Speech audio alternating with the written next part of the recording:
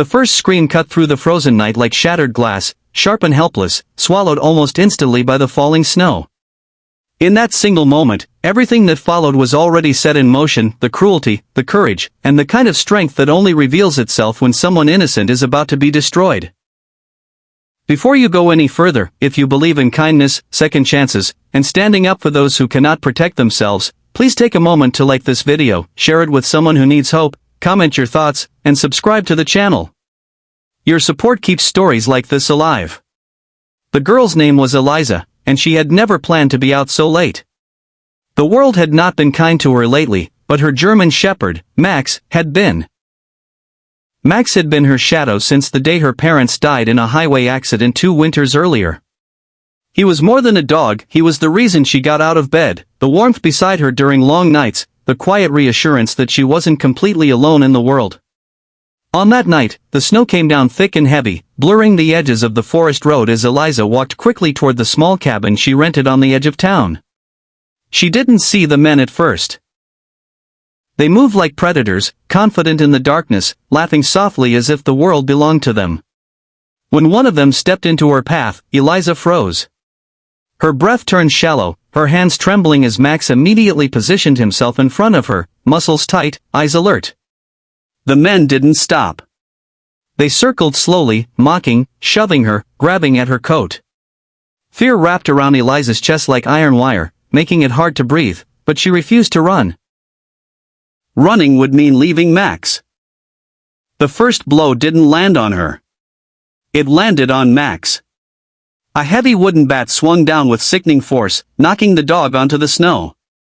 Max yelped, a sound that was part pain, part defiance, and staggered back to his feet despite the blood staining his fur.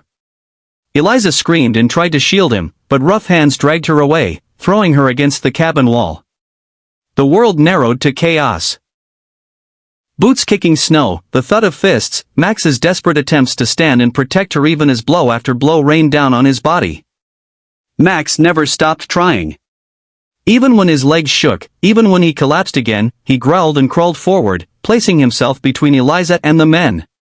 That loyalty, that unbreakable bond, only fueled their cruelty. They laughed louder, swinging harder, certain that no one would come. In places like that, no one ever did. But they were wrong. 100 yards away, moving silently through the snow, was a man who had seen far worse than this. His name was Daniel Carter, and long before that night, he had been trained to notice things others missed: the wrong rhythm in the air, the instinctive pull in his gut when something wasn't right. He had retired from the Navy SEALs 2 years earlier, carrying scars that didn't show and memories he rarely allowed himself to revisit. He lived alone in a small house near the forest, finding peace in isolation and routine. That scream stopped him mid-step. Daniel didn't think. He reacted. Years of training snapped back into place as his body moved before his mind caught up. He followed the sound through the trees, staying low, silent, assessing the situation with lethal calm. What he saw made his jaw tighten with controlled fury. A terrified young woman pinned against a wall. 3 men drunk on power. And a German shepherd being beaten for doing what dogs have done for thousands of years, protecting their family. Daniel didn't rush in blindly. He waited for the exact moment when the attackers were most careless, when arrogance had dulled their awareness. Snow crunched under his boots as he stepped out of the darkness, his presence sudden and undeniable. The shift in the air was immediate. The laughter stopped. One man turned, eyes widening as he realized this was not another helpless victim. What followed was swift and decisive. Daniel moved like a force of nature, every motion precise, controlled, and overwhelming. The men barely had time to react before they were disarmed, neutralized, and left face down in the snow, their confidence shattered. There was no excess violence, no anger wasted. Just action, efficient and final. Eliza slid down the wall, her legs giving out as shock caught up with her. Daniel was suddenly there, kneeling beside Max, whose chest rose and fell in shallow, labored breaths. The dog's eyes flickered open, cloudy with pain but still searching for Eliza. Daniel checked his injuries quickly, hands gentle despite the urgency. Max was alive, but barely. Daniel carried Max in his arms like a child, his jacket wrapped tightly around the dog's trembling body. Eliza followed in a daze, her tears silent, freezing on her cheeks as they moved toward Daniel's truck. The drive to the nearest emergency vet felt endless, the silence heavy with fear and hope fighting for dominance. Max survived the surgery. The vet said it was nothing short of a miracle.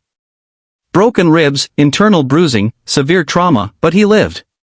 Eliza stayed by his side every second, holding his paw, whispering promises she hoped she could keep.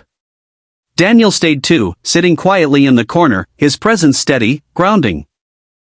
In the days that followed, the story spread quietly through the town. The men were arrested. Charges were filed. Justice, slow but sure, began to take shape. Eliza learned that Daniel wasn't just a stranger who stepped in, he was a man who had once sworn to protect others at the cost of his own safety, and who still lived by that oath even after leaving the uniform behind. Max healed slowly. Each day, he grew stronger, his tail wagging a little more, his steps a little steadier. Eliza found herself healing too. The nightmares faded. The fear loosened its grip. She started smiling again, real smiles, the kind she thought she'd lost forever. Daniel became a regular part of their lives, though he never pushed his way in.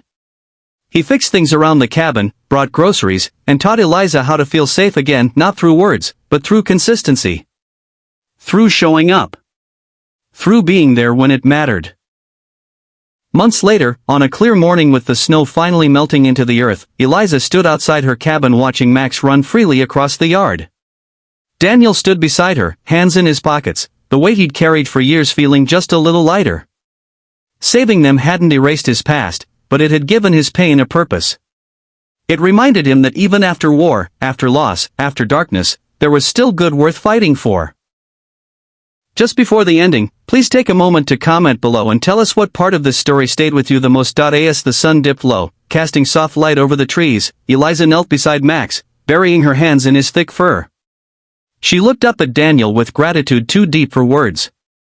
The world had shown her its worst that night, but it had also shown her its best. And if this story touched your heart, if it reminded you that courage still exists and kindness can still change lives, please like this video, share it with someone who needs hope, and leave a comment. Your engagement helps these stories reach others who are searching for light in the dark. Because sometimes, when everything seems lost, help doesn't arrive as a miracle. Sometimes it arrives as a person who simply refuses to walk away.